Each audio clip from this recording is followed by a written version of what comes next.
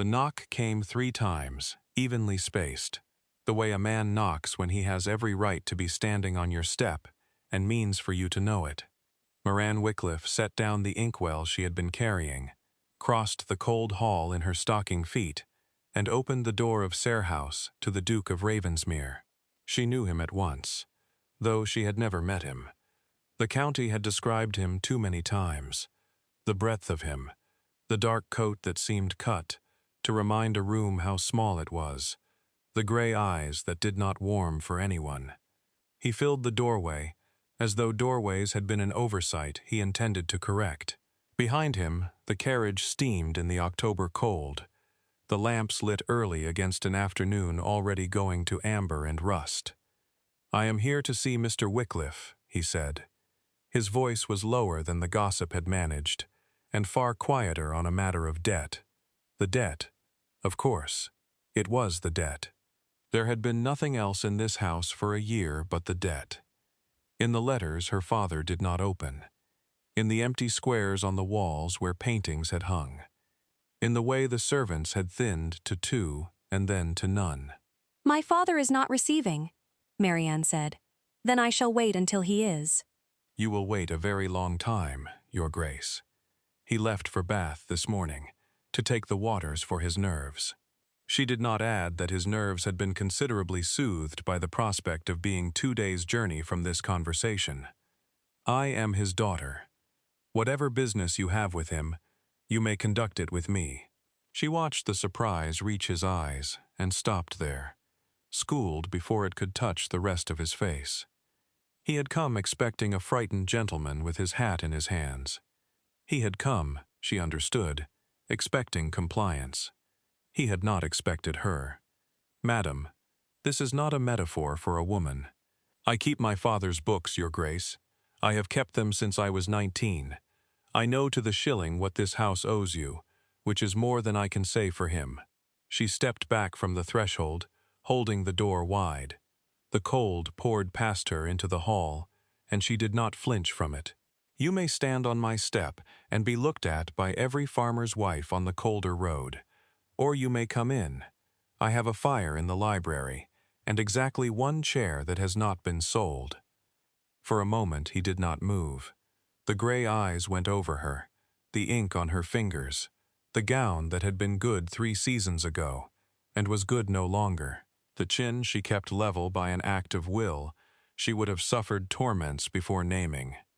Then the Duke of Ravensmere stepped over the threshold of the house he was about to own, and Moran Wycliffe looked him in the eye and said, "Name your terms."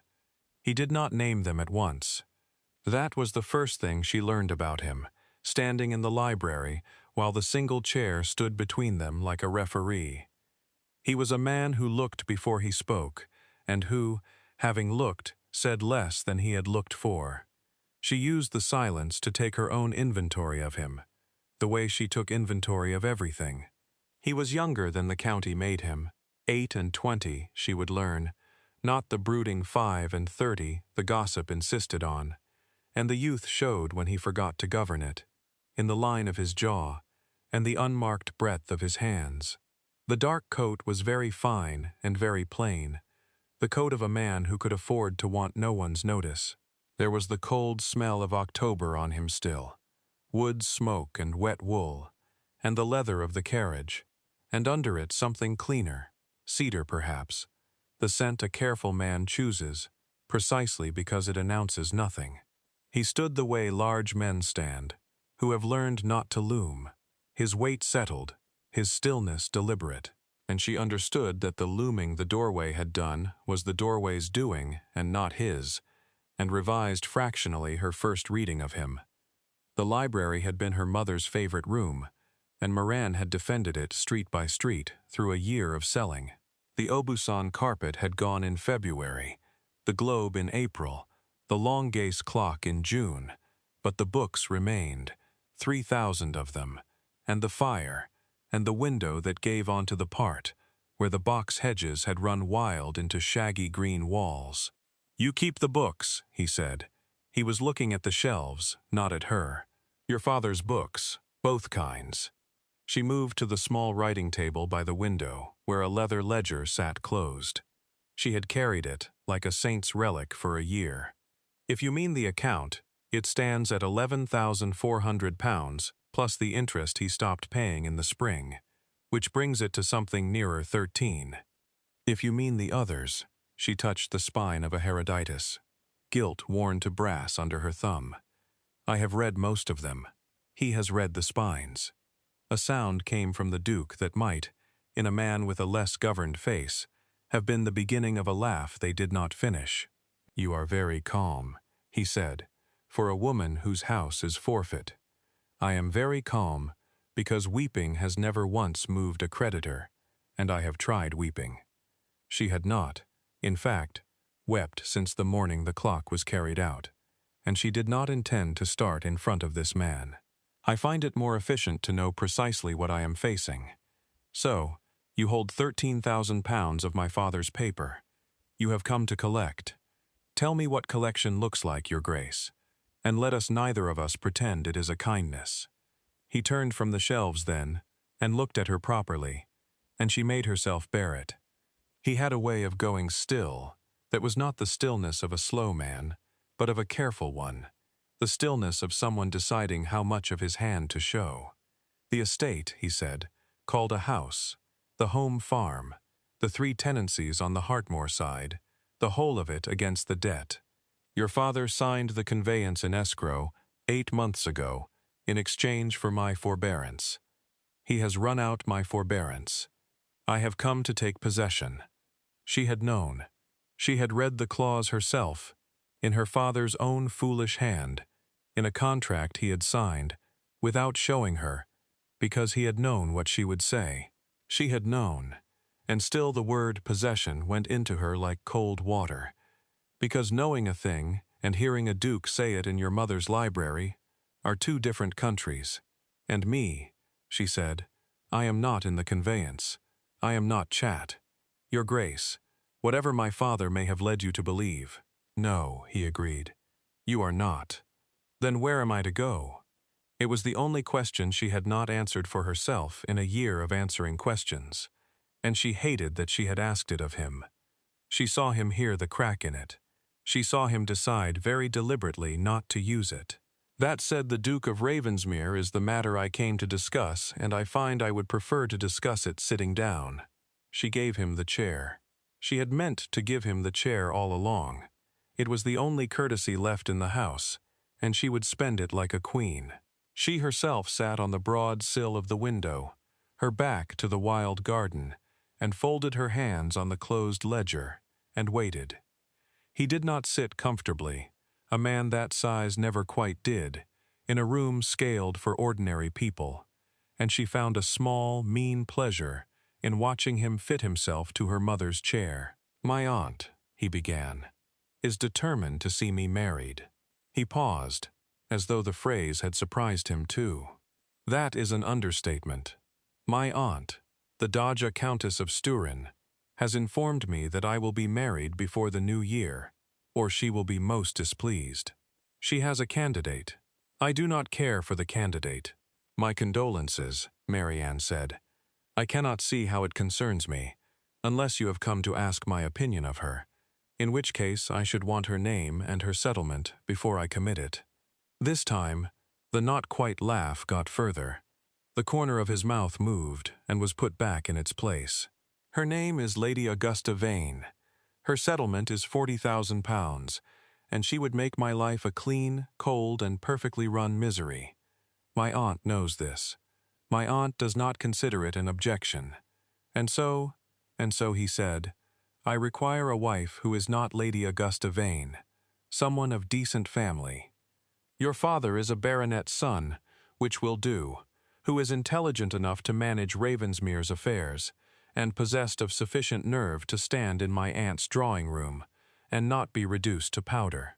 He looked at her, and for the first time, something behind the gray eyes was not entirely cold. "You opened a duke's letter of foreclosure and demanded his terms before he had got his hat off. I think you would do." The windowsill was hard under her. The fire ticked. Somewhere in the wild garden, A blackbird was making the small, indignant noises blackbirds make in October, and Marianne heard all of it with great clarity, the way one does at the hinge of one's life. "Let me be certain I understand," she said. "You are offering to forgive my father's debt, to leave me my mother's house in exchange for a wife who will keep your books and frighten your aunt. I am offering you the position of Duchess of Ravensmere." He said, "The debt I will set against the marriage settlement where it will trouble no one. Your father may keep his nerves and his waters. You may keep your library. It is a transaction, Miss Wycliffe. I am told I am rather good at those. And love." The word dropped into the room like a coin onto stone. She had not meant to say it. She had meant to be as cold and clean as he was, and the word had got out past her before she could stop it. "Love," said the Duke, "is not part of the conveyance." "Good," said Moran, who did not believe him for an instant. "Then we shall deal very well together." She opened the ledger to a clean page, dipped the pen she always carried, and looked up at him with her mother's gray eyes, which were, she would learn, very nearly the color of his. "Name your terms, your grace, and then I shall name mine." He had not expected her to have terms. She had read it in his face, the flicker of something that was almost respect and almost annoyance, and entirely unaccustomed, and she had banked it like a coin, because a woman selling herself for a house had better know exactly what she was worth, and she had decided somewhere in the last 60 seconds that she was worth a great deal. "My first term," she said, "is the library. It does not go to Ravensmere. It stays in this house, and this house is settled on me, not on you, so that if you tire of your transaction, I'm not turned out of my own rooms by a man I have stopped being useful to. You think I will tire of you? I think a wise woman does not sign away her roof on a stranger's good opinion of himself. The house, your grace, in my name. That is the first term." He inclined his head once a fraction. "Granted, my second term is the truth. Always. I will not be lied to in my own marriage, however convenient the lie. If your aunt asks whether we are a love match, you will not purge us both. You will tell her it is none of her affair, and let her make of that what she likes. I have spent a year in a house built entirely of my father's lies, and I find I have no further appetite for the architecture." Something crossed his face at that, not annoyance this time, something nearer to recognition gone before she could read it. "Granted," he said again, lower, "my third term." And here she paused, because the third term was the one she had been building toward, and the one she least expected him to grant. "My father signed the conveyance 8 months ago. You have held it 8 months. A duke does not wait 8 months on £13,000. He could have taken in a week. You came here today, not because his forbearance ran out, but because your aunt set you a deadline." She set down the pen.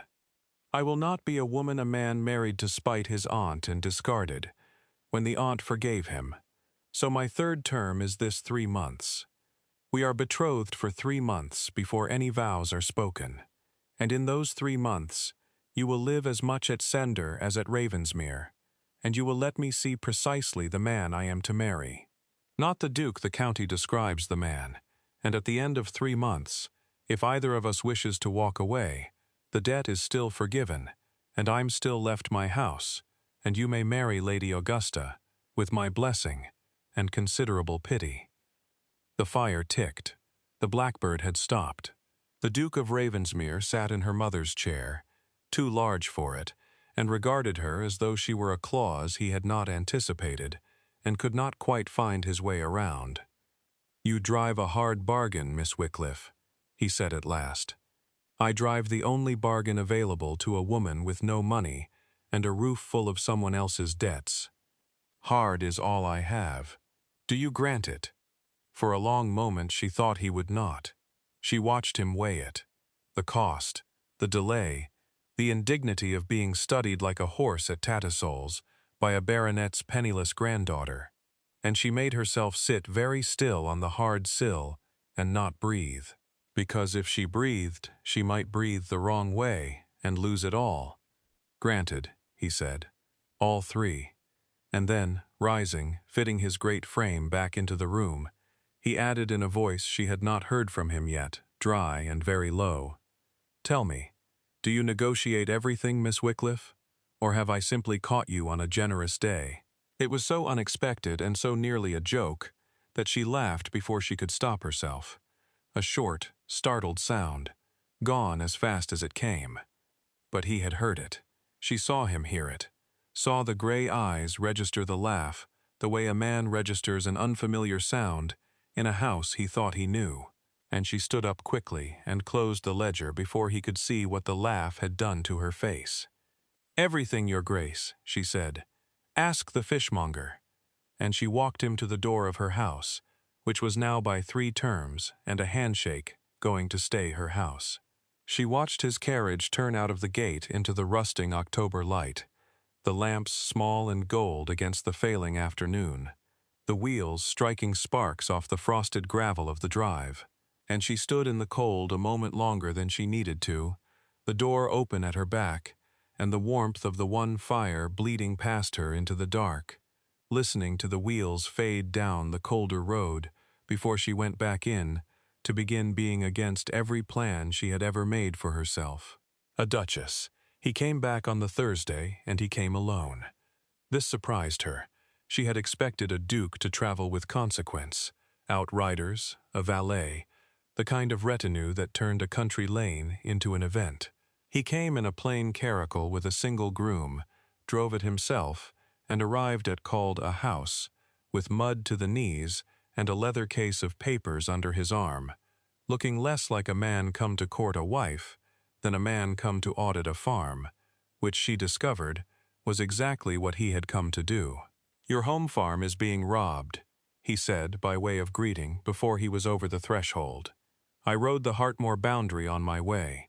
There are 40 acres of your best pasture, fenced into Lord Bransby's land, and the fence is not new. I know, Moran said. He stopped.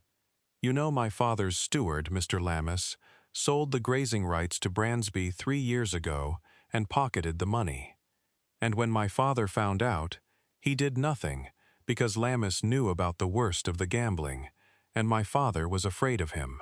She took the muddy case from him without being asked, and set it on the hall table. I have the dates, the sums, and Loomis's own letters, because Loomis is a thief, but not a clever one. I have been waiting 3 years for someone with the standing to do something about it. Welcome to Calder, Your Grace. You appear to be that someone. He looked at her, the mud-spattered duke and the Penisles baronet's granddaughter, facing each other across a hall, stripped of everything but its echoes, and something happened in his face that she would spend the next 3 months learning to read. It was the look of a man who had come prepared to be patient with a silly girl and found instead a quartermaster. Show me, he said. She showed him. They sat at the writing table by the library window, the case of papers open between them, and for 2 hours they did not speak of marriage or aunts or love or anything at all but the methodical dismantling of Mr. Loomis. She had the letters. He had the law. She knew where the bodies were buried. He knew which magistrate to wake and how loudly. By the time the light went amber over the wild part, they had between them constructed something neither could have built alone. And Marianne, looking up from a column of Loomis's fraudulent figures, found the Duke of Ravensmere watching her with an expression she did not have a ledger line for. What? She said nothing. He returned his eyes to the page. You enjoy this? I enjoy a thief being caught. I enjoy a wrong being righted. I have spent a year being able to see exactly what was wrong with this house, and unable to mend a single stone of it, because I am a woman, and have no money, and no standing, and no man who will listen. She tapped the ledger. And now, there is a man who will listen. And it turns out he is very large and rather frightening, and engaged to me, and I intend to make ruthless use of him while he lasts. Is that an answer, Your Grace? He was quiet for a moment. Then my name is Adrian, he said. If we are to be ruthless together, You may use it. The Your Grace is for my aunt's drawing room. Adrian, she tried it. It was a warmer name than she had expected for so cold a man. Then you would better call me Mary Ann, and not Miss Wycliffe, or your aunt will think you've hired me. My aunt, said Adrian, with the dry weariness she was beginning to recognize as the nearest he came to humor, thinks everyone I bring before her has been hired. It is her settled opinion that no one would have me otherwise. He stood gathering the papers. I will see Loomis dealt with within the week, and I will come on Sundays and Thursdays if that suits. Your 3 months should be spent, I think, and not merely waited out. It suits. He paused at the library door, the leather case under his arm, the amber light catching the gray at his temple that she had not noticed before, and that made him look suddenly younger than the county said, and older than his 28 years all at once. You were right, you know, he said, about the 8 months. My aunt set me a date. I had not meant to come at all until then. He looked at her. I am glad I came early. And then he was gone, before she could decide whether the warmth in her chest was relief, or triumph, or something she had 3 months, and no business at all to give a name. Mr. Loomis was dealt with on the Monday. Mary Ann was not present. A duke confronting a thieving steward was not, Adrian said, a scene for a lady, and she had agreed on the strict condition that she be told every word of it after. He told her every word of it on the Thursday, sitting in her mother's chair with a cup of the cheap tea she could afford, and drinking it as though it were the good boa. And she laughed 3 times properly before she remembered to be careful. He wept, Adrian said. He stood in his own front parlor and wept, and told me the gambling was your father's fault, and the fence was your father's idea, and the 40 acres had practically walked into Bransby's field of their own accord, and I let him weep until he ran dry. And then I told him I had his letters. My letters? Your letters? I gave you the credit. I said, there is a young woman who has been keeping the true accounts of Calder for 3 years, while you robbed it, Mr. Loomis, and she has been more thorough than my own man of business, and you are caught not by a duke, but by a baronet's granddaughter, with a good memory and a better filing system. He set down the cup. He went quite gray. I confess I enjoyed it more than was strictly Christian. You told him it was me. Mary Ann was not sure why this undid her so. She had spent a year being the invisible engine of this house, the one who knew, the one who counted, the one no one credited, because no one credits a daughter. You did not have to. I told him the truth. Adrian said simply, it was your 2nd term. I am keeping all 3. She turned to the window so he would not see her face, and looked out at the wild part, where the first frost had come in the night, and silvered the shaggy box hedges into something almost grand. And she thought, this is the dangerous part, not the foreclosure, not the marriage, not the aunt. This a man who keeps his terms, a man who hands you the credit you earned. A woman could lose her whole careful self to a man like that. And Mary Ann had spent a year, and a great deal of will, building a self too careful to lose. The 40 acres come back to Calder, Adrian was saying behind her. Bransby has agreed. He had no choice. The fence comes down before the snow, and Loomis has gone into Yorkshire to be a thief in someone else's parish. So a pause. Your home farm is whole again, Moran. Your house is whole again. I have done the thing you wanted done, and I find the pause was longer this time. I find I should like to do another. And what is that? Walk with me in the garden. It is a great wild ruin of a garden, and the frost has made it beautiful. And I have been a duke since Tuesday and a man of business since this morning, and I should like for 1/4 of an hour to be neither. She heard him stand, unless walking with you must also be negotiated, in which case I withdraw the request, and we shall both pretend I never made it. She turned around. He was standing by her mother's chair with his hands behind his back, very large and very still and entirely uncertain, and it was the uncertainty that did it. The discovery that the Duke of Ravensmere, who filled doorways and frightened stewards, and forgave 13,000 with a flick of his pen, did not know whether she would walk with him in a garden. "No negotiation," Marianne said, "but you will lend me your arm at the broken steps, because the frost makes them treacherous, and I have only the one pair of good stockings left in the world, and I will not ruin them falling on a duke."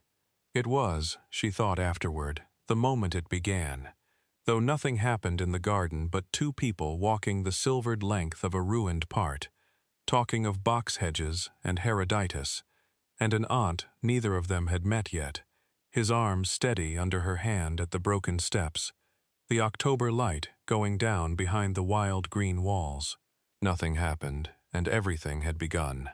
The library changed after that, not in any way a stranger would have marked.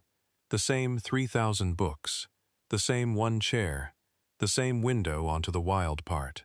But Marianne, who had defended the room street by street through a year of selling, felt it change under her, like a tide turning. For a year it had been a fortress. She had sat in it alone through the long evenings, the one warm cell in a cold house, and it had smelled of wood smoke and old paper, and the particular dust of a room no one entered, and the silence in it had been the silence of a held breath. She had loved it the way one loves the last thing one has left to lose. It had been hers because there was no one else for it to belong to. Now it smelled on the Thursdays of cedar and cold air, and a man's wet coat steaming by the fire. Now there were two voices in it instead of one, and the dust got disturbed, and the chair was given away each week and reclaimed each night, and the silence, when it came, was no longer a held breath, but the easy shared quiet of two people reading by the same light. She caught herself on the Wednesdays arranging the room against his coming. A second cup set ready, the better candle saved, the Marcus Aurelius left out where his hand would find it, and she would catch the arranging and stop, and stand in the middle of her fortress with a cup in her hand, undone by the discovery that she had begun, without deciding to keep the room for someone else. Sundays and Thursdays, he had said, and Sundays and Thursdays he came. October went out in copper and rain, and November came in gray, and the rhythm of the weeks built itself around the 2 days the caracal turned in at the cigar gate. Moran did not let herself wait for them. She told herself this with great firmness on the Wednesdays and the Saturdays, while she swept the library hearth and counted the dwindling tea and read by candlelight in a house that had learned to be quiet. She did not wait. She simply found on the Thursdays that the house was warmer for 2 hours and colder afterward, and she filed the observation away in the part of herself that kept accounts and did not examine it too closely. The autumn deepened around the house while she did not wait. The leaves came off the great copper beech by the gate and lay in drifts the color of old pennies along the drive, and the mornings came in white with frost that the thin sun took until noon, and the smell of the year turning, woods, and wet leaf mold, and the cold mineral edge of coming winter got into the very stone of Scudder House. She stacked what wood she could cut, she mended what she could mend, and every second evening when the caracal did not come, she sat alone in her fortress of books, with the fire low, and told herself, with the particular firmness of a woman lying to the one person who will always catch her at it, that she did not, in the slightest, mind. What they did on the Sundays and Thursdays was work. That was the strange domestic truth of their betrothal, the thing no romance the county whispered would ever have credited. The Duke of Ravensmere and his Penile's bride spent the autumn bent over a writing table together, mending an estate. There was a great deal to mend. With Loomis gone and the 40 acres come home, the home farm needed a steward, and Adrian, who could have sent his own man from Ravensmere with a flick of the pen, did not. He sat instead at the library table, while Moran laid out the candidates. The honest, slow man from Hartmore, the clever, quick man from the village, who might or might not be another Loomis, the widow's son, who had no experience and every scrap of character. And he listened to her read them, and he asked her which she would choose. And when she chose the widow's son for his character over the clever man for his cleverness, Adrian only nodded and wrote the offer in his own hand and let her seal it with her father's ring. "You did not argue," she said, watching the wax cool. "You were right." He set down the pen. "I have a great many people who argue with me, Marianne. I find I do not need another. What I have never had is someone who is simply right and quiet about it, and lets me come to it in my own time." A dry note entered his voice, the one she was learning to listen for. "It is a novel experience. I'm told novel experiences are good for a man of settled habits. My aunt says so. She also says I have the settled habits of a parish clock, so I take her commendations with salt." Moran laughed. She had stopped by November, trying not to, and the sound of it went up into the 3,000 books and the cold, high ceiling, and made the room, for a moment, less of a ruin. They rode the boundaries together, when the weather allowed, on the 2 horses Calder had left, her mother's old gay mare, and a borrowed cob that carried Adrian's great frame, with an air of profound resignation. He showed her how to read a drainage ditch, and she showed him which of the Hartmore tenants were behind on their rent, because the land had failed, and which because the man had failed, a distinction her father had never troubled to make, and Adrian, to her surprise, had never been taught. They argued about a hedge. They agreed about a weir. Once sheltering from a sudden squall under the lee of a stone barn, they stood close in the smell of wet wool and old hay, and said nothing at all for a quarter of an hour, watching the rain come gray across the home farm. And Marianne was intensely, particularly aware of the warmth of him at her shoulder, and the way his sleeve, where it brushed hers, was the only warm thing in a cold, wet world. She moved away first. She always moved away first. It was, she told herself, a matter of stockings. In the evenings, when the work was done and the light gone, they fell into a habit neither had proposed. Adrian would not leave for Ravensmere until the moon was up. The roads, he said, was safer by moonlight, which was a transparent lie they both maintained. And so there was an hour, 2 hours by the library fire, when the Duke and the bookkeeper put down the ledgers and simply talked. He had read the spines, he confessed. She made him read the books. She gave him the Herodotus, and he gave it back, unimpressed. And she made him try the Marcus Aurelius instead, and found, to her delight, that a duke who governed an estate by system took to a stoic emperor like a man finding his own face in a glass. "He is very like you," she said, the night he finished it. "Marcus, he's forever telling himself to be calm and just and unmoved, which is precisely what a man tells himself when he is none of those things and badly wishes to be." Adrian looked at her across the fire. He sat on the windowsill now, by some treaty neither had signed, and she in her mother's chair, and the gray eyes held the firelight. "Is that what I am? A man telling himself to be calm? I think you are a man who was told very young that calm was the only thing a duke was permitted to be, and who believed it, and who has been a little lonely inside the belief ever since." She had not meant to say it. It had simply come the way the word love had come, in October, past the careful gate before she could shut it. "I am sorry that was forward. You may dock it from term 2. Term 2 is the truth," he said quietly. "You cannot be docked for keeping it." He turned the little book in his hands, his thumb moving over the worn leather. "No one has ever said that to me, that I was lonely. People say a great many things to a duke. They do not say that he was Simon a moment." Then with an effort she could see. "I lost my father when I was 12. I was a duke at 12. Moran, there is a portrait of me at Ravensmere, age 12, in the full robes, holding a coronet too heavy for me, and I have hated it for 16 years, and never been able to say why. You have just said why. It is the portrait of a lonely child being told to be calm." He set the book down. "I think I should like to take it off the wall." Then take it off the wall. A duke does not simply take his own portrait off his own wall. A duke, said Moran, may do as he pleases, which is the entire point of being one, and the only reason I can see for the position holding any appeal whatsoever. Take it down. Put up a landscape. Put up nothing. Put up a portrait of your aunt looking difficult, and tell people it is a deterrent. The not-quite laugh got all the way out that night.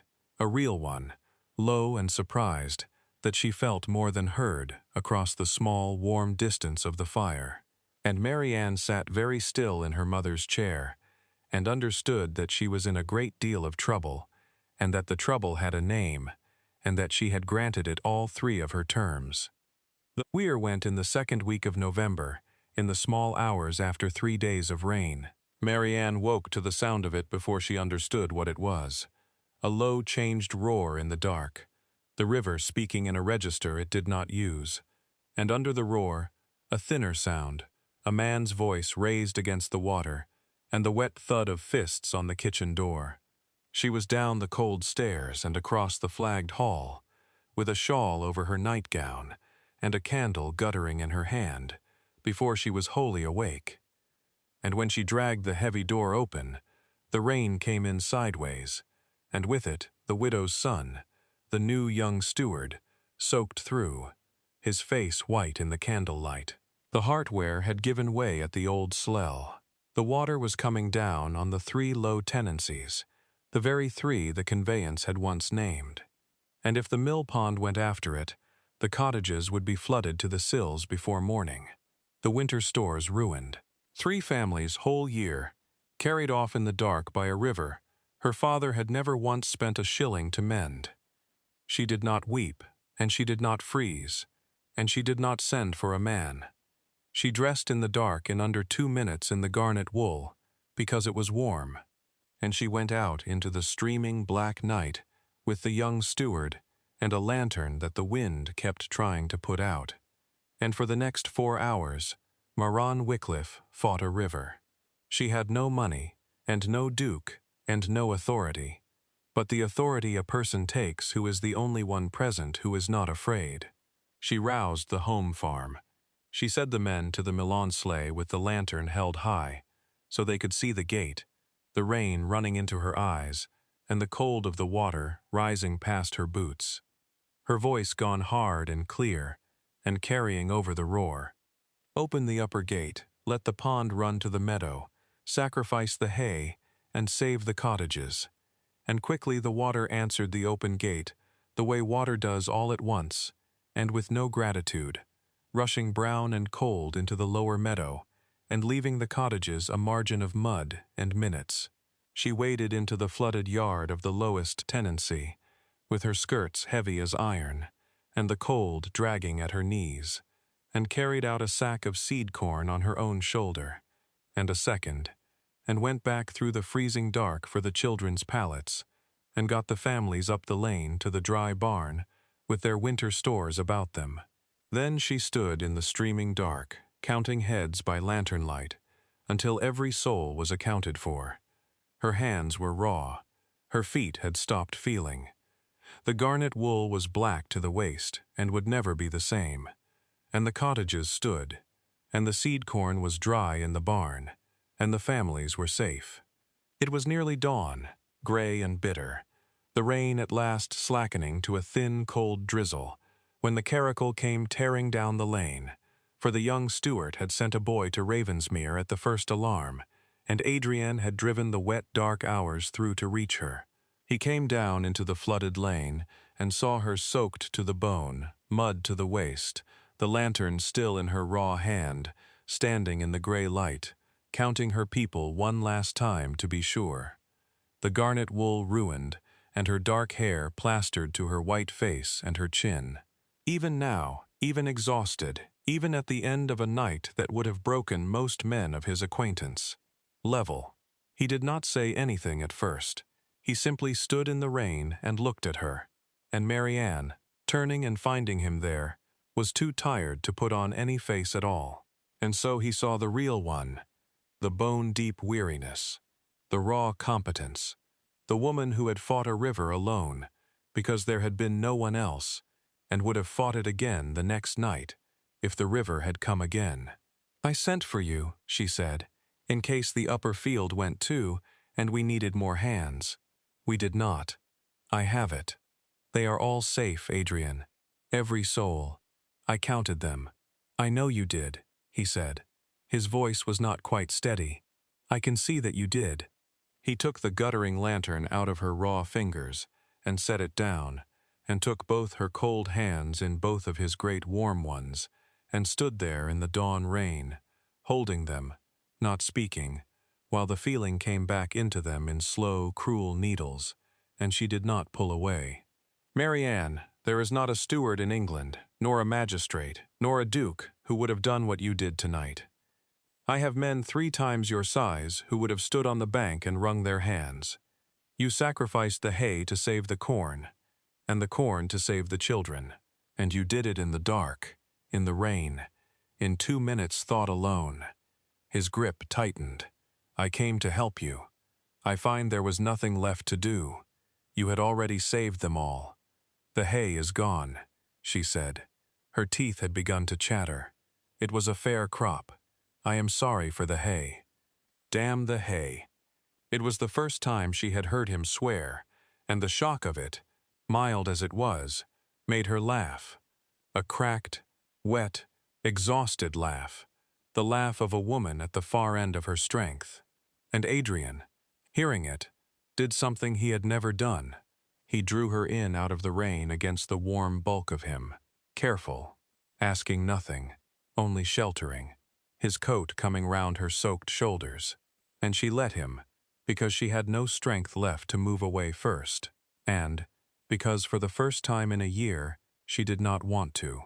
They stood like that in the gray dawn, while the rain thinned to nothing, the river going down behind them, the cottages dark and safe along the lane. And neither of them said the word that was in the air between them, because it was not the time, and there was a fortnight yet of the 3 months, and they had both, in their separate, careful ways, learned to wait. But he drove her home himself, and built up the library fire with his own hands, and sat with her until the chattering stopped, and the color came back, and did not leave for Ravensmere until the sun was fully up, abandoning, without a word, the transparent fiction of the moonlight roads. He took the portrait down. He told her so on the next Thursday, with the particular shy gruffness of a man who has done a thing he is not sure he was allowed to do, and put up in its place, he said, a map, a great old estate map of Ravensmere, all field names and watercourses, which suited him better than robes ever had. My aunt is appalled, he added. She says, I have hung a tradesman's chart where a Hartley ought to hang. I told her the field names were 300 years old, and a good deal more honest than most of the Hartleys. She has not forgiven me. She is coming to inspect you, by the way, and I suspect she means to inspect the map as well, and find you both wanting, so that her conscience is clear when she fails to break the match. You think she will fail to break it? I think, said Adrian, that she would have broken it already if she meant to. She has had the means since October. She is waiting. He looked at Moran with the careful directness she had stopped being able to defend against. I think she is waiting to be made to laugh, though she would suffer torments before admitting it. It is the family failing. We are none of us able to ask for the things we most want. We wait instead to be given them, and call it dignity. He picked up his hat. Do not let her frighten you. She frightens everyone. It is her chief pleasure in widowhood, and she respects nothing she can frighten. Stand up to her, and she is yours for life. It is, I warn you, a mixed inheritance. And so when the coach with the coat of arms came up the CER road 3 days later, Moran was ready for it, though nothing she found could have made her entirely ready for the Dogger Countess of Storon in person. The Dow Countess of Storton came to call the house in November, unannounced, in a coach with a coat of arms on the door, and Marianne, who had been warned, met her on the steps in her 3 seasons-old gown, with her chin level and her hands perfectly still. So said the Dowager, descending, "This is the bargain." She was a small, exquisite, perfectly preserved woman of 60, with Adrian's gray eyes set in a face that had clearly been a great beauty, and had decided, somewhere around 40, that beauty was a tool, and not a vanity. She looked Marianne over the way a buyer looks over a horse with a known fault. "Show me the house. I want to see precisely what my nephew has thrown 40,000 pounds away to avoid." "Lady Augusta's 40,000 was never my nephew's to throw, madam," Moran said pleasantly, leading her in. "But I take your meaning. This is the hall. We have sold the carpet, the clock, and most of the chairs. You are welcome to the one chair in the library, which is the only seat in the house fit for a countess, and I shall stand, as I have grown rather good at it." The Dare stopped in the stripped hall and looked at her for the first time, as though she were a person and not a fault. "You are not afraid of me. I am terrified of you, madam, but I have found that being afraid and being reduced to powder are two different things, and I declined the second on principle." Marianne held the library door. "Adrian said you would try to frighten me. He said it was your way of taking an inventory. I thought it only fair to let you see the whole stock at once, and save us both an afternoon of skirmishing." There was a silence, and then the Dage account of Sturton, who had reduced 3 generations of debutantes to weeping, and 1 cabinet minister to a stammer, sat down in the one chair in the library and began very quietly to laugh. "Adrian," she said when she had recovered, "told you a great deal. Adrian keeps his terms," Moran said. "It is, I am learning, the most alarming thing about him." "It is the only good thing about him," the Dagger corrected. "And I will thank you not to tell him I said so." She accepted the cheap tea without comment, which Moran understood to be a concession of some weight, and over the course of the afternoon she examined the books, the ledger, the accounts of the Loomis affair, and Moran herself, with a thoroughness that left nothing unturned. The small gray eyes missed nothing. The ink on Moran's fingers, the sold squares pale on the walls, the single fire, the level chin. At the end of it, she set down her cup and folded her small, exquisite hands and said, "I came here to break this off. You understand that Lady Augusta is a fool, but she is a rich, well-connected, biddable fool, and a man in Adrian's position needs a wife he can predict. You are not predictable. You are the single most inconvenient young woman I have met in 40 years of meeting them. And if you marry my nephew, you will lead him a dance from here to the grave." "Very probably, madam." "Yes," said the Dagger, and stood, and for one moment the gray eyes were not called at all. "Yes, he needs that rather badly, I think. He has been predictable since he was 12 years old, and it has very nearly turned him to stone." She drew on her gloves. "I shall not break it off. I shall instead make myself extraordinarily difficult so that no one can say I gave in. And you will manage me, because you appear to manage everything, and we shall both pretend the other one. Do we understand each other?" "Perfectly, madam," said Marianne. And she walked her to the coach and watched it pull away down the road into the early November dark, the coat of arms going small and then gone. Then she went back into the house and sat down rather suddenly on the broad sill of the library window, because her knees, which had behaved beautifully all afternoon, had decided the afternoon was over. Adrian came on the Thursday, and she told him, and he laughed. Not quite laugh, but a real one, brief and astonished, that changed his whole face. "She laughed," he repeated. "My aunt sat in this room and laughed. Marianne, the last person who made my aunt laugh was my uncle, and he has been gone 11 years. He stopped hearing himself and the laugh went away.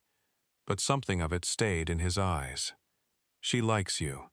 She does not like me. She has decided I am a useful difficulty. There is a difference, though I grant it is a narrow one. In my family," Adrian said, "it is the only kind of liking there is." He set down the leather case he no longer seemed to need.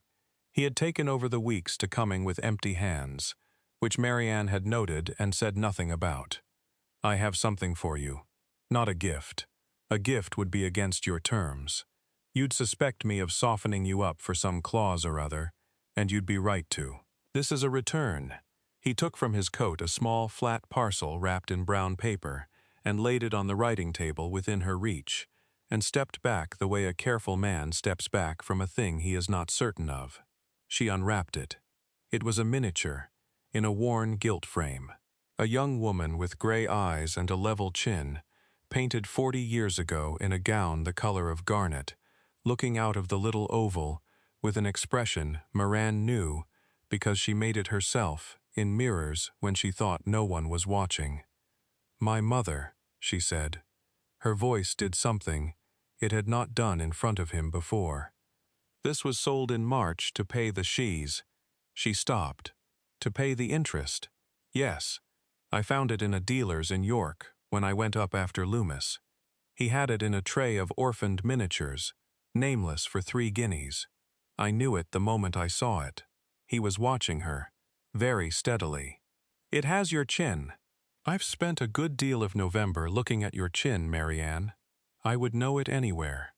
She held the little oval in both hands, her mother's gray eyes looking up at her out of the worn gilt. And she did not weep, because she had promised herself a year ago she would not weep in front of a creditor, and some promises outlived the reason for them. But she came nearer to it than she had come since the clock went out the door. And Adrian, who saw it, did the kindest thing he had done yet.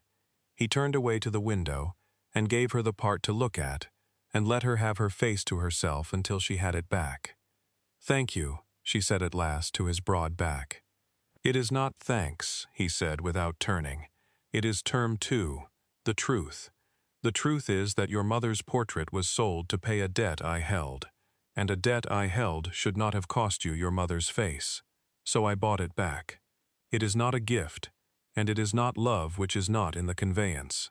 It is only what was owed." He turned then, and the gray eyes were not cold, had not, she realized, been truly cold for some weeks now. "I am keeping all 3 terms, Moran. I find I do not want to be the kind of man who only keeps the ones that cost him nothing." And Marianne, holding her mother's face in her 2 hands, understood that the dangerous part she had feared in October had arrived in November without her noticing, and that she had walked into it with her eyes wide open and her terms all granted, and that there was no clause in any conveyance that could get her out of it now. She saw Lady Augustine for the first time at the Bransbys' card party at the end of November, and she saw her before she knew who she was. It was an evening of the sort Moran had not attended in 2 years, a county gathering, candle-lit, warm, the first since her father's ruin, to which the new betrothal had bought her an invitation. She went on Adrian's arm in her made-over garnet, braced for the stairs, and got them and bore them, and was making her slow way through the crowded drawing-room toward the supper table when she passed the open door of the Bransbys' small music-room and glanced in and stopped. A woman sat alone at the silent pianoforte in the half-dark. She was the most beautiful woman Marianne had ever seen. Sapphire silk hair like dark honey. Her profile a sculptor would have wept over. And she was not playing. She was sitting at the keys with the lid closed, and on the closed lid lay folded paper.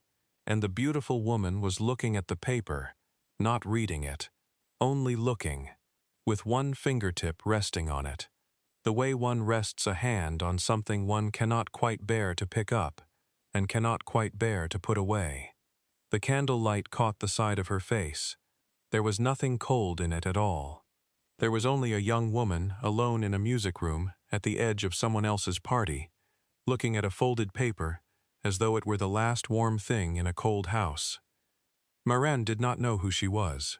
She felt only the swift, unexpected kinship of one woman recognizing another's private hour of being unwatched. Felt absurdly that she had intruded on something, though she had done nothing but pass a door.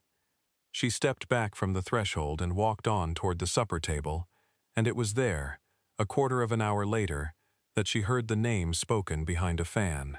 Lady Augusta, poor creature, and after Ravensmere these 2 years, and now this.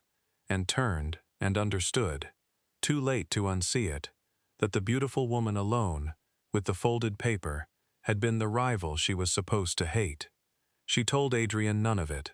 She did not entirely know why, but she carried the image home with her, the sapphire, and the closed lid, and the one fingertip on the folded paper, and she found she could not make it fit the shape the county had given her, the scheming jilt, the vengeful fool, and she filed it away, uneasy, in the part of herself that kept accounts, and would not let a figure go that did not balance. December came in cold and clear, and for one bright fortnight before the snow, Marianne was happy. She caught herself at it on a Sunday morning, and the catching was itself a kind of shock. Adrian had come early. He came early, often now, the Sundays and Thursdays having quietly annexed the days on either side, and they had ridden out at first light, frost on the home farm, the breath of the horses going up white, and come back, glowing and cold, to a breakfast of toast and the cheap tea by the library fire, and Adrian had read aloud to her from the Marcus Aurelius, in a low, even voice, while she warmed her hands at the blaze. And somewhere in the middle of it, Moran had looked up at him, the great frame folded into the window-sill, the frost still in his dark hair, the gray eyes on the page, and felt with a clarity that stopped her breath, that this was the life, not the douche, not the rescue from ruin, not the house she had fought for street by street. This, a cold morning, a warm fire, a man reading to her in a room full of books, and nothing whatever owing between them but the hours. "Read that again," she said when he had finished. "The part about the present moment being all a man can lose because it is all he has." He read it again. Then he closed the book and looked at her over it. "You are happy," he said. He said it the way he said everything, as a fact, observed and set down. But there was something underneath it, a kind of wonder, as though happiness in her were a sum he had not expected the books to show.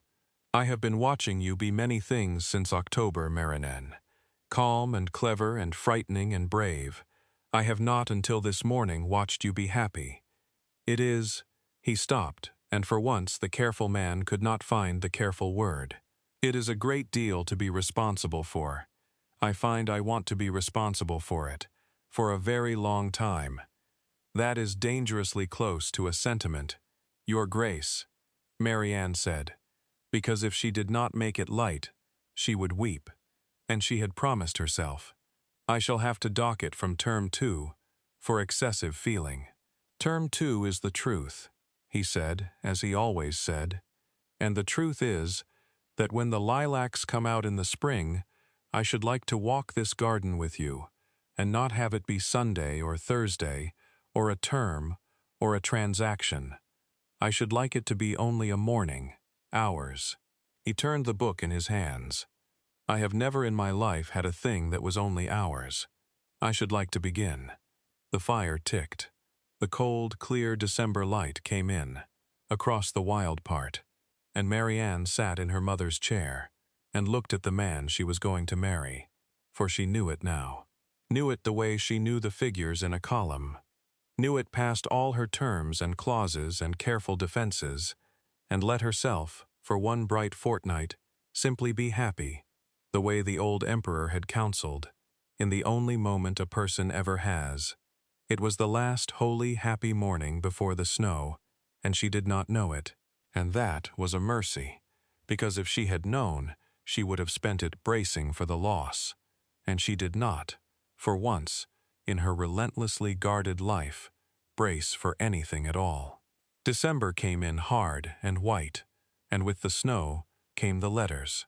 The first arrived at Ravensmere, and Adrian brought it to her, troubled on a Thursday. An anonymous note in a clerk's disguised hand, addressed to the Dagger, suggesting that the Duke of Ravensmere had been entrapped into a degrading marriage by a fortune-hunting woman who had forged her own father's accounts to manufacture a grievance and snare a title. "My aunt gave it to me," Adrian said. "She does not believe a word of it. But there will be more. Someone wants this match broken, and is willing to be ugly about it. Moran read the note twice, her face very still. Lady Augusta, she said. I do not know. I do. £40,000 and a settled understanding. And then a baronet's penniless granddaughter walks off with the duce. A woman does not forgive that. I would not forgive that in her place. I should simply be cleverer about the revenge. She set the note down. She cannot prove the forgery because there is no forgery. Lammas's letters are real, and the magistrate has them, so she will not try to prove. She will try to suggest. She will whisper at every dinner from here to London that the new Duchess of Ravensmere is a forger and a fortune hunter, and she will not need to prove a thing because a woman is convicted by suggestion in this country and acquitted by nothing at all. Adrian was quiet. Then I will stop her. You cannot stop a whisper, Adrian. You can only outlive it, and you can only do that with a wife so plainly above reproach that the whisper starves. She looked at him, which is a problem, because I am a penniless girl who keeps her own father's books and demanded a duke's terms before she'd let him in, out of the cold. I am the easiest woman in England to whisper about. You did not choose a wife above reproach. You chose a wife with a good filing system. I chose, said Adrian, and stopped, and she watched him decide to say it, watched the careful man set down his caution like a glass he had carried too long. I chose the only woman in England who has ever looked at me and seen a man instead of a duce. Do not tell me what I chose, Marianne. I was there. The fire ticked. The snow came down past the window onto the white part, where the box hedges were rounded shapes under their burden, and Marianne sat very still in her mother's chair. She had taken to sitting in it lately, and heated the window-sill, the geography of the room reversed by some agreement neither had spoken, and looked at the Duke of Ravensmere, who had just told her the truth, as her second term required, and found she did not know what to do with it. That was not in the conveyance, she said, very quietly. No, he agreed. It was not.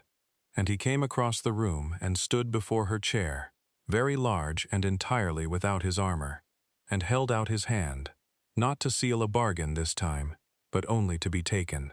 Marianne looked at the broad, steady hand of the man who had come in October to collect a debt, and had stayed to return a portrait and catch a thief, and tell her the truth. And she put her ink-stained fingers into it, and let him draw her to her feet, and stood close enough to feel the cold of the December morning still on his coat, and the warmth of him underneath it. He did not kiss her. She understood even then that he was waiting, that a man who kept his terms would not take what had not been offered, not for all the snow in England, and she found standing there with her hand in his that the careful self she had spent a year building had no clause for this, no ledger line, no defense at all, and that she did not for once want one. 3 months, she said. We agreed. 3 months. We did. There is a fortnight left of them. There is. Then in a fortnight, Moran said, and her voice did not shake, which she counted afterward as the bravest thing she had ever done. You may ask me again, and I shall not negotiate. But the fortnight did not run out the way they had planned, because Lady Augusta Vane did not whisper. She acted. Moran learned it from the dagger, who arrived at Cedar 3 days before Christmas, in a coach, driven too fast over snow, her exquisite face, for once not composed at all. She has gone to the magistrate, the dagger said, the moment she was through the door. Augusta, she has laid a formal information that your father's accounts were falsified, not by the steward, by you, to defraud my nephew of £13,000 and entrap him into marriage. There is to be a hearing. Sir Henry Caldecott, the magistrate, is an old friend of Augusta's father, and he has agreed to hear it on Boxing Day, when half the county is at table, and the other half is too snowbound to attend, so that it will all be done quietly, and the verdict will be against you before anyone who matters has heard there was a question. The hall was very cold. Marianne stood in it, with her mother's miniature in the pocket of her gown. She carried it everywhere now, and felt the old familiar settling of disaster into her bones.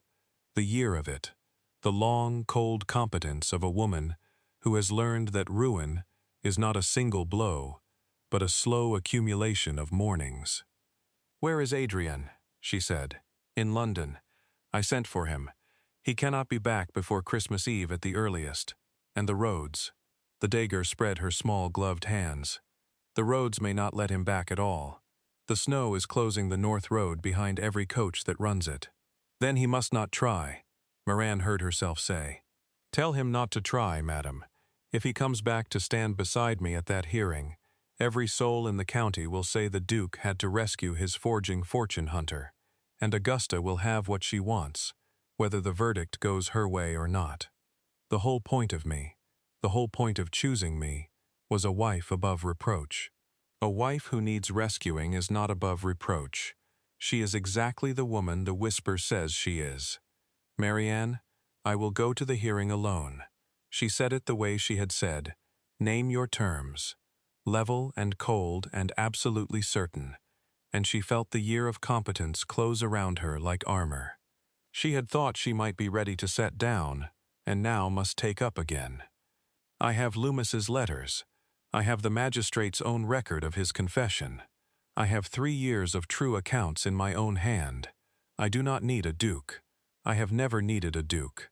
I needed £13,000 and a man who would listen.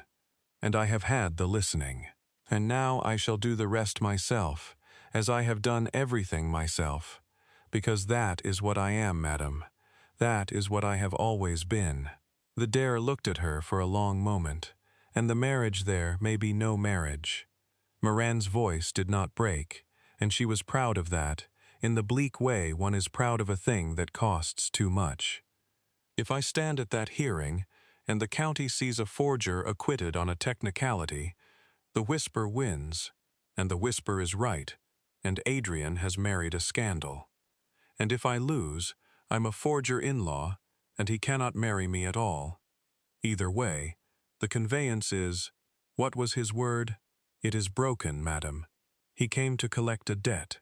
Seems the debt has finally come due, and I am to pay it after all." She turned to the window. The snow had stopped. The park lay white and silent under a low gray sky. The box hedges rounded shapes, the broken steps where he had given her his arm in October, buried now under a foot of new fall. And Marianne stood and looked at it, and believed for the length of one terrible afternoon, every word she had just said, that he had only ever wanted a wife above reproach. That she was not above reproach. That the man who came to her step in October had come to collect. And that collection in the end was all that had ever been. It was the worst reading of every kind thing he had done, and she inhabited it completely, because she had built her whole careful self on expecting the worst and being ready for it. And the worst had come at last, and she was ready, and being ready did not help at all. The 2 days before the hearing were the longest of her life, and the quietest, and she spent them almost entirely alone. The Dagger had gone back to Stourton to write letters to whom she would not say, only that accounts was not without resources, and Augusta would find the road harder going than she expected. The servants she had not had for a year were not there to be sent for, and the silence of the house was complete. The young steward came once with bread and a brace of rabbits, and his cap in his hands, and the news that the 3 saved families had sworn to walk to Sir Henry's themselves, and say what the Duchess that would be had done in the flood, if it would help. And Moran had thanked him and sent him home, and told him it would not help that a magistrate weighed evidence, and not gratitude, and had stood in the kitchen doorway afterward, watching him trudge away down the white lane, and felt the loneliness close over her, like the snow closing over the part, for the snow had come back heavier than before. It fell all through the first day, steady and soundless, until the world outside the library window was a single unbroken white. The box hedges gone to soft rounded shapes, the broken steps buried, the wild garden, where Adrian had given her his arm in October, vanished under a foot of new fall. Then, too, The river was silent under ice.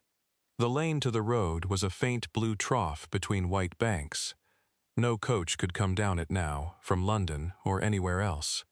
And Marianne told herself she was glad that she did not want him to come, that his coming would ruin everything, and stood at the window in the failing light, watching the snow come down on the place where they had walked, and did not believe herself for a moment. She did not light the candles until full dark. Candles were dear, and she had 3 left, and a woman about to lose everything learns to ration even her own grief. She sat in her mother's chair by the low fire, with her mother's miniature in her hands, turning it in the firelight, the gray-eyed woman in the garnet gown, looking out of the worn gilt at the daughter who had her chin, and she talked to it a little, in the way of people who have run quite out of living listeners. She told it she had been a fool. She told it she had known better, had built a whole careful self precisely so that she would never be the kind of woman who lost her head over a man who held her father's paper and had lost it anyway, completely in a ruined garden in October, and deserved whatever the snow and the magistrate between them chose to send. The cold came up through the flagstones in the night. She banked the fire to a red eye and lay in her narrow bed, under every blanket the house still owned, and listened to the great silence of the snow.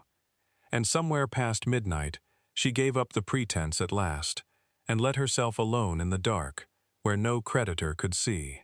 Weep, not for the house which she had saved, nor for the hearing which she would win or lose on the books, but for the bright fortnight of December, for the cold mornings and the warm fire, and the low, even voice reading her the old emperor's counsel about the only moment a person ever has.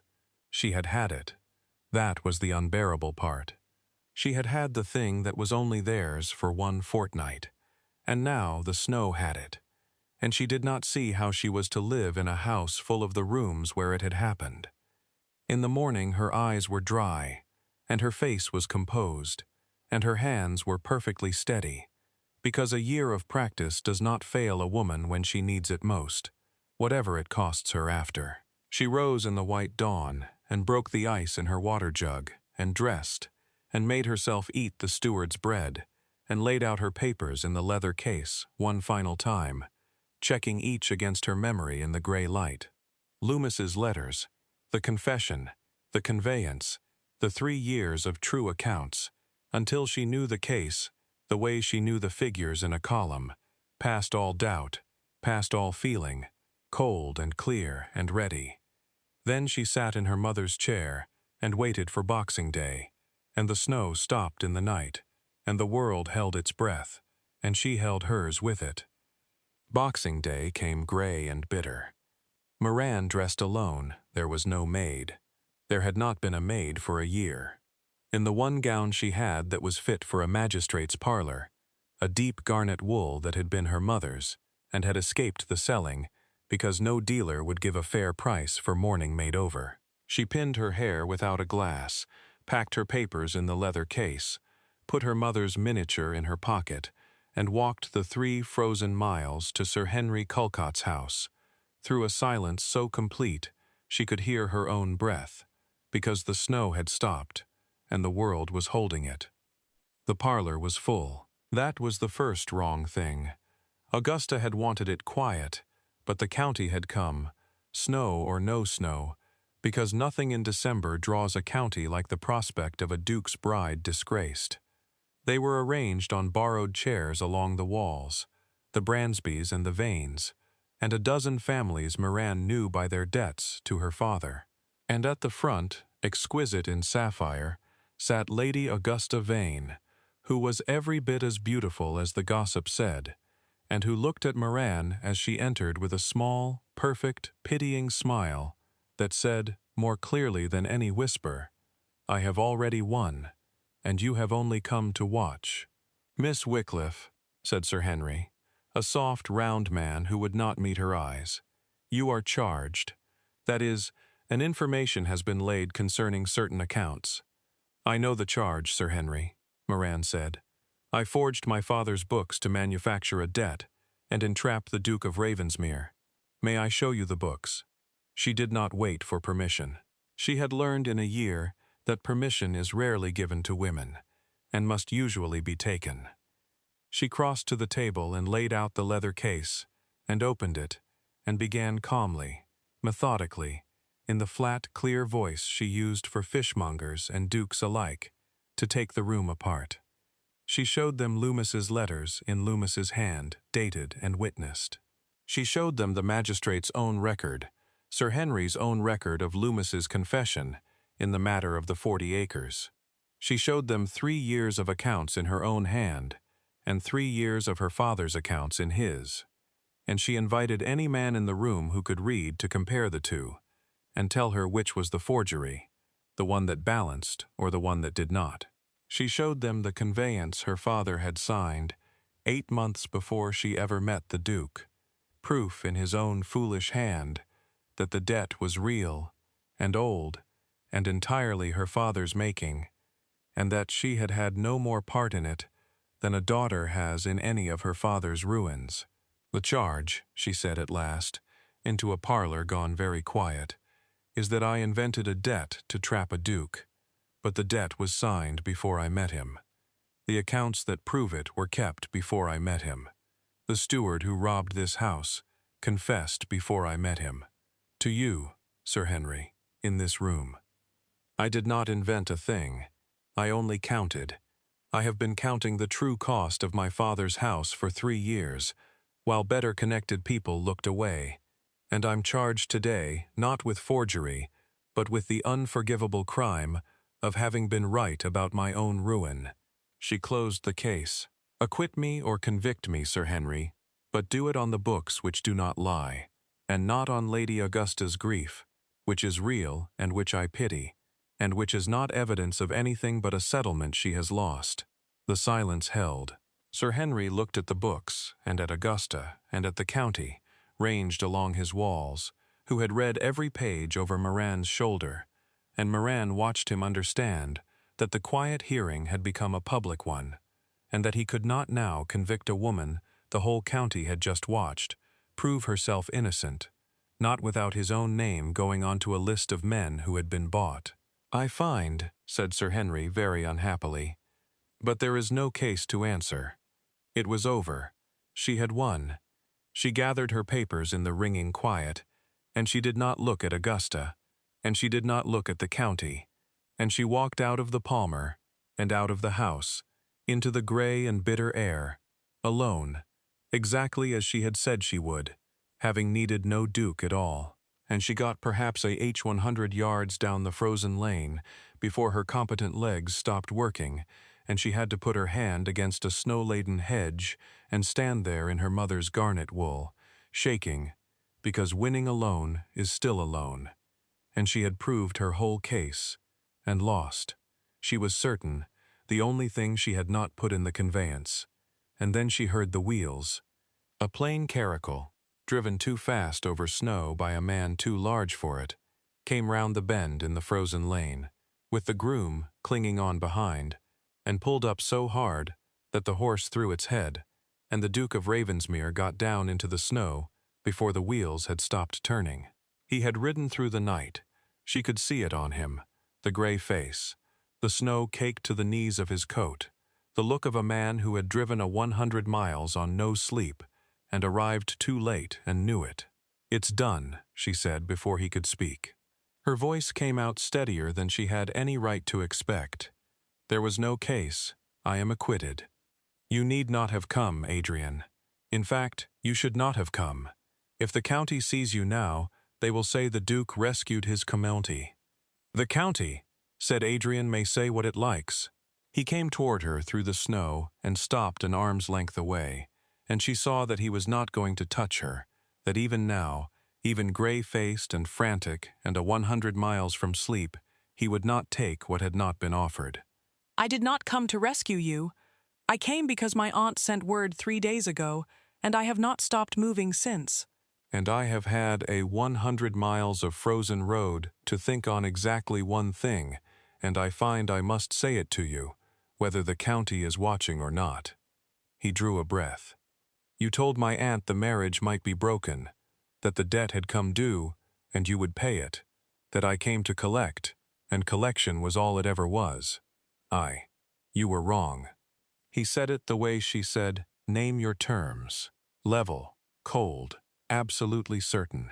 And she understood for the first time how it had sounded to him in October. That flat, unanswerable conviction. You were wrong, Marianne.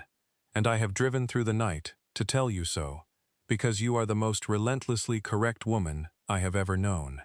And you have built your whole self on being right about ruin. And you are wrong about this. And I will not let you be wrong about this alone in a snowy lane, while you decide we are over. Adrian, I did not come to collect a debt. I came to collect a debt in October. Yes. And then you opened the door and looked me in the eye and named your terms. And I have not since that morning been able to think clearly about anything that was not you. His voice was not cold at all. Now the library. The truth. 3 months. I granted them all because I thought I was humoring an inconvenient girl. And somewhere in November, I understood that I had not been humoring you. I had been courted by a penniless woman with a leather ledger who would not let me lie and would not be reduced to powder, and made my aunt laugh for the first time in 11 years, and looked at me as though a duchy were the least interesting thing about me. He stopped. The snow came down between them, settling on his sleeve on the hedge on the long frozen lane. I love you. It is not in the conveyance. I've torn up the conveyance. There is no debt, Moran. There has been no debt since November. I had the paper burned.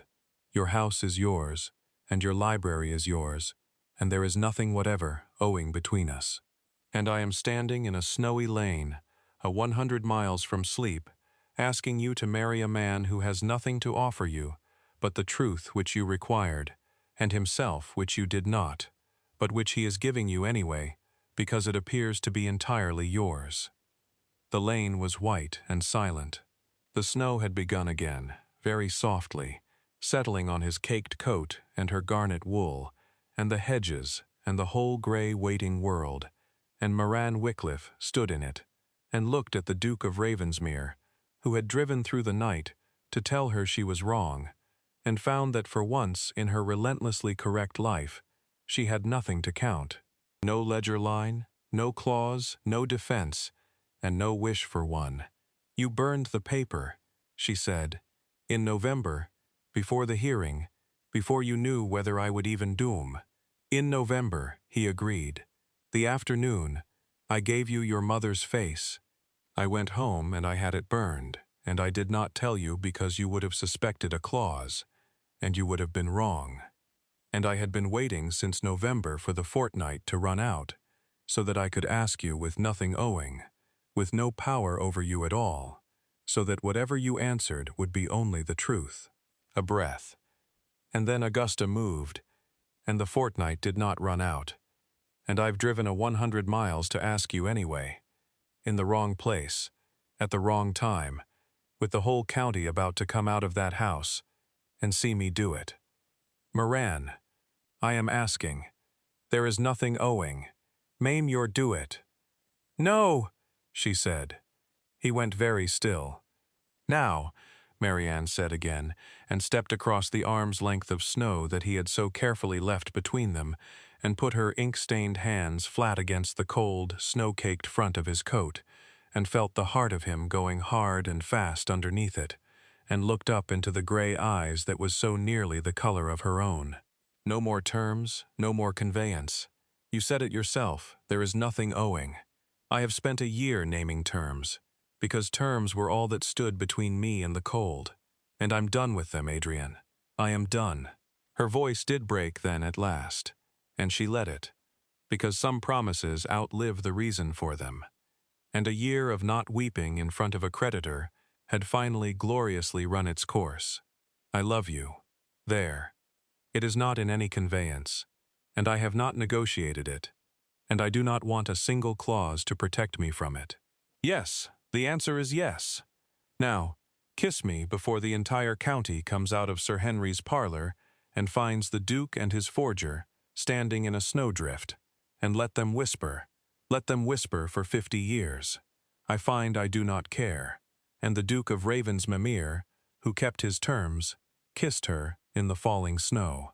And it was the county in the end that did the whispering.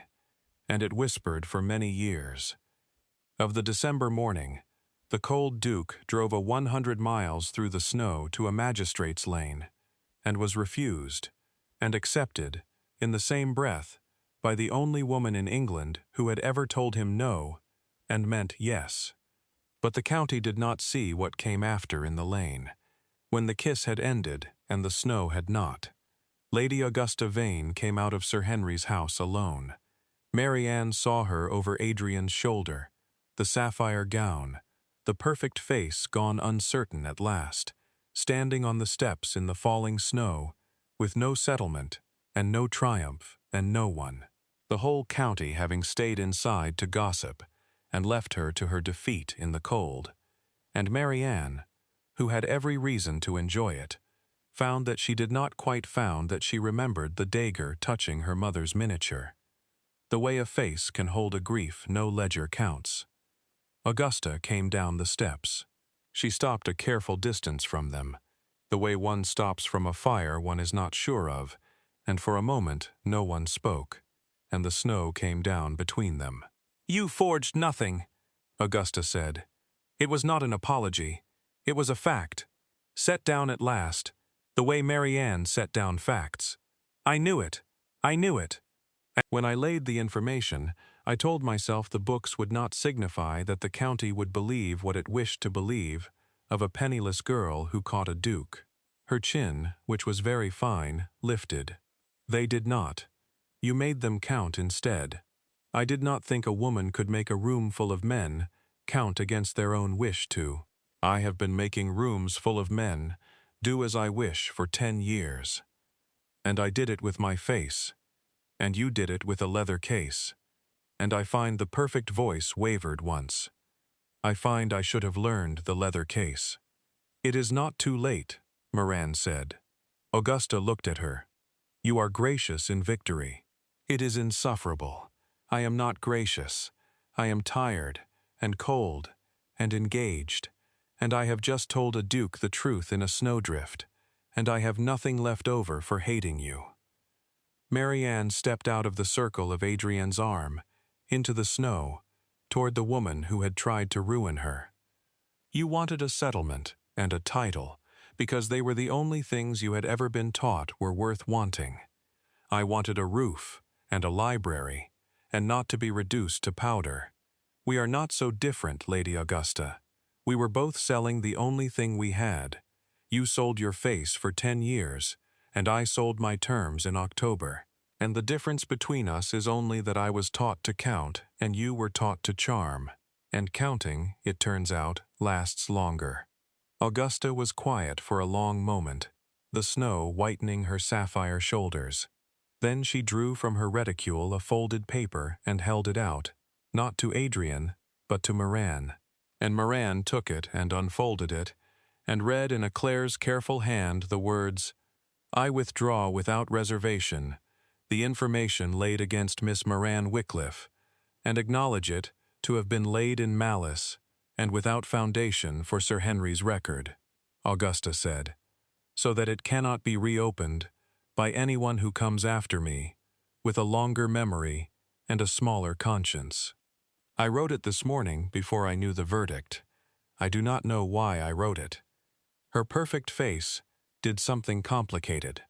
The snow whitening her dark honey hair, the sapphire gone gray at the shoulders. "Perhaps I knew the books would not lie, and I wanted, when it was over, to have done one thing that was not malice. It is a poor thing to want. It is the only thing I have." "It is not a poor thing," Marianne said. "It is a true one. I have learned to value those rather highly." She folded the withdrawal and put it in her pocket beside her mother's face. "Thank you, Lady Augusta. I shall give it to Sir Henry myself." Augusta inclined her head, the smallest possible bow from a woman who bowed to no one, and turned and walked alone down the frozen lane toward her own waiting coach, the sapphire going gray under the falling snow. And Marianne watched her go, and did not feel triumph, but something quieter and more durable. The thing one feels when an enemy turns out to have been only a person all along. "That," said Adrian behind her, "was not what I expected of this morning." "No," said Marianne, turning back into his arm. "But I find I'm rather good at mornings that go the wrong way. I've had a great deal of practice." She tucked the 2 papers deeper into her pocket, the withdrawal and her mother's gray-eyed face, and let him draw her close against the cold. "Take me home, Your Grace. I am freezing and engaged, and there is exactly 1 chair in the house, and I should like to sit in it beside you, and watch the snow ruin the part, and not negotiate a single thing for the rest of the afternoon." "For the rest of the afternoon," Adrian agreed gravely, handing her up into the caracal as though it were a state coach. "And then," said Marianne, "we shall see. I make no promises past the afternoon, Adrian. I have learned to count, but I have not learned to count on anything, and a year is not undone in a snowy lane." "No," he agreed, taking up the reins, "but it is begun there. I find I am content to begin." They were married in March when the first hawthorn was greening in the Scouter hedgerows in the small parish church, where Marianne's mother lay with the Dayer account of store on, in the front pew, making herself as promised, extraordinarily difficult about the flowers. The wedding was brief, 2 sentences, the parson said afterward, would scarcely cover it. The Duke being a man of few words, and the bride having apparently negotiated even the vows down to their essentials. But the county came, all of it, snow long gone, and it whispered kindly now of the garnet-gowned duchess who had proved her own innocence in a magistrate's parlor and refused a duke in a snowdrift, and the cold duke who had thawed against every prediction into something very nearly warm. There was hawthorn in the hedges along the lane to the church, the first green of it just breaking white, and the air smelled of turned earth and cut grass, and the particular sweetness of an English spring that has decided all at once to commit to itself. The frost was long out of the ground. The river ran clear and quick over its mended weir, and the small parish church, where Miran's mother lay under a plain stone Miran had at last been able to afford to clean, was warm with candlelight, and crowded with the very families who had once owed her father money, and now stood, hats in hand, to watch his daughter become a duchess in her mother's made-over garnet. For she would be married in nothing else, she had said, and the Duke, who knew better than to negotiate against her, had not tried. The winter went out slowly, the way that winter always does, the snow shrinking to gray rags in the lee of the hedges, and then to nothing. The river loud again and brown with thaw, the lane to the road a churn of mud that dried at last to dust. Marianne kept the house through it. She had a maid again by February, and a cook by March, and the long case clock came back in April. Adrian found it in the same York dealer's where he had found her mother's face, and said nothing of how, only had it sat in its old place in the hall, where the empty rectangle had stood for a year, and wound it himself, and the slow, grave tick of it filled the house again, like a pulse coming back into a cold hand. She wept at that, finally, and did not mind that he saw, because by April she had given up minding a great many of the things she had spent a year guarding, and found the world considerably warmer for the surrender. The library filled again, slowly, not with the things that had been sold, those were scattered past recovering, but with new things, and the new things were better, because they were chosen and not inherited. A globe again by May, a good chair for him, so that there were 2, and the long treaty of 1 chair was at last dissolved. The aubusson did not come back, but a plain, warm turkey carpet did, and the cold flagstones of the hall learned to hold heat, and the house that had thinned to 2 servants, and then to none, grew warm and peopled and alive, a little more so each week, the way a garden comes back, when someone at last troubles to tend it. And in June, on the first warm afternoon, the new Duke and Duchess of Ravensmeigh walked the part at Calder House. for they kept quarter. It was Mareriana's. It had always been Mareriana's. That had been the first term, and the first term had held, and the box hedges that had run wild for a year of selling were clipped now into something between order and abandon, neither the stiff geometry of a Duke's garden nor the green ruin of a ruined one, but a third thing, a managed wildness that suited them both. The lilacs had come out as he had said they would, in great heavy fragrant cones of violet against the warm stone wall, and the air under them was thick and sweet. And the bees worked the blossom in a low, contented drone that was the very sound of an afternoon that belonged to no one but themselves. At the broken steps, mended now, but they still called them the broken steps, Adrian gave her his arm, as he had given it in October, and Marianne took it, as she had taken it then, and they stood a moment in the warm green light, looking down the length of the garden where everything had begun. In her pocket, she carried her mother's miniature, as she always did. She took it out and held it up against the afternoon, the gray-eyed woman in the garnet gown, looking out of the worn gilt frame at the daughter who had her chin.